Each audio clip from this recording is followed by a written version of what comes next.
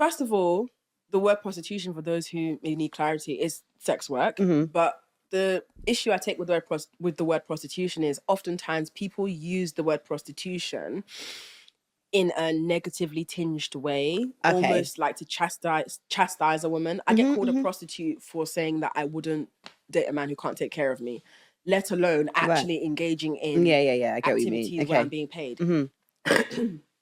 But what's really interesting about this conversation I was having regarding prostitution was this came off the back of me saying that the thing people don't want to recognize is, and this is going to be very controversial to say, but marriage also is sex work, because a lot of women, what they're doing is, and this is controversial to say, because I'm gonna hear this.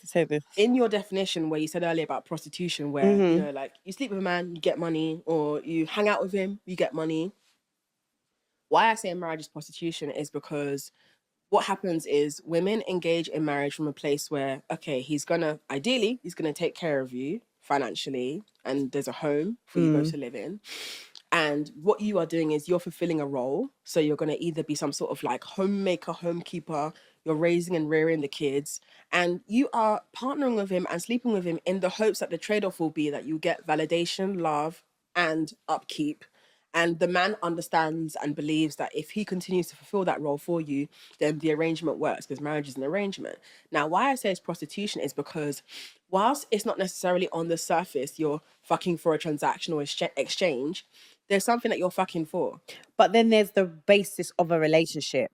I guess the reason why prostitution is because it's just it's sexual.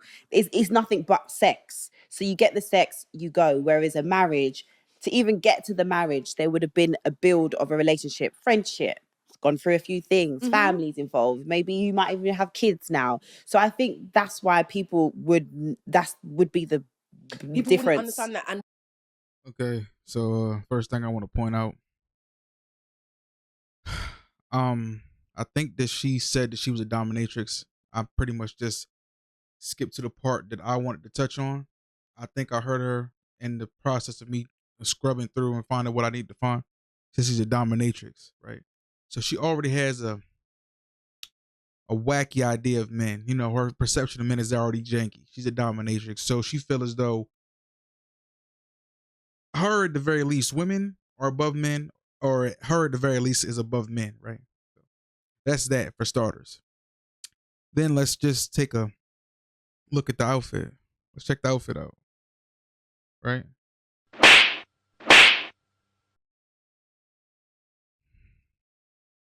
Now, let's look at her chest. What's on her chest? Tattoos. Sensational. You can't make this shit up. You can't make this shit up. Right. So I've been saying this for years at this point, right? If you go to some of my previous videos about certain things, you know, you'll hear the guys talk about tricks and men being tricks for giving women money. But at the end of the day, it's all transactional, right? You either paying, what do I say? You're either paying voluntarily or involuntarily. So what I mean by voluntarily, it's a transactional thing up front. So it's either XYZ gets handled, XYZ, you get paid for this amount of time or amount of, you know, such and such, right? That's what they try to shame. But if you think about it, if you're courting a woman or dating a woman, you're paying for things. You're still paying for things. So it's not, I guess, there are upsides and downsides to either one, right? So if you're, right, quote unquote trick, you are paying for a woman's time, but that's what it is. There's no relationship after that. You know, wham, bam, thank you, ma'am, she's out the door. You don't have to, you know, everything was pretty much an even exchange. So she's not indebted to you, you're not indebted to her. You understand what I'm saying? But whereas when you're courting a woman or you're dating a woman, right, the main goal is I'm going to try to retain as much money as possible as if I'm the man, right? I'm retaining as much money as possible, right, before I get what I want. And as a woman, I'm trying to retain as much of me, right, my body, my sexuality, my intimacy as much as possible, and extract as much money out of this man as possible before I give in a case, right? So it's like a tug of war type thing. You understand what I'm saying? But if you're courting a woman, you're paying for dinners or you're paying for dates, right? You are helping her. You want to show that you can provide for her to a certain degree or a certain point. So not necessarily you're paying for the transaction, but you're paying pretty much for the lead up, right? You're paying for the lead up in hopes of something, transpiring eventually. So although it's not exactly the same. One is up front and then one is, it's pretty much one is intentional and one is like unintentionally, like subconsciously happening, but it's the same type of, it's all in the same ball field. You get what I'm saying? Right? So a woman, when you get married, y'all should know my views on marriage by now. When y'all get married, right now, how the current state of relationships and things are working, really, it's not smart. It's really not smart. I got a homeboy, right? And I've spoken on this before also. And two of my homeboys are married, right? Congratulations. Clap it up for y'all. Hope everything goes well, right? But looking at statistics and the rates and things, the odds are not in your favor, bro. The women are the ones initiating divorce 99% of the times. A man will stick it out and then she just decides one day she's not happy. She's gonna, right, go on and she's gonna fucking blow the top of this popsicle stand. And there's nothing you can do to slow these brakes down, right? There's nothing you can do to not detonate this bomb because it's gonna blow. It's just a matter of time. You know what I'm saying? And you don't want to look at things from this point, but you have to have things in place. And plus, also, if you have something in place, right, aka a prenuptial agreement, that can still be overridden depending on what judge you have, right? Or you're going there with a little sob story and he'll throw the fucking book at you, bro. So that's not even 100%, foolproof or bulletproof. You can still get got. You understand what I'm saying? And she can get half what you got. She can get your home, your house, your kids, turn the blade. They all turn a blade on you and look at you starting back from square one. But back to my homeboy, I asked him, like, what really is the reason for you getting married, bro? I'm not saying, like, he don't seem like the guy that would be married, right? And his response was something along the lines of, it's just something you do. Yo, brother, I'm gonna slap you. Hope you see this, brother. Slap you twice, bro. It's not something you just do. You need to understand, as the shorty said, this is an arrangement. And he was like, one benefit is my wife has really good health benefits. I pretty much inherit those health benefits for being married to her.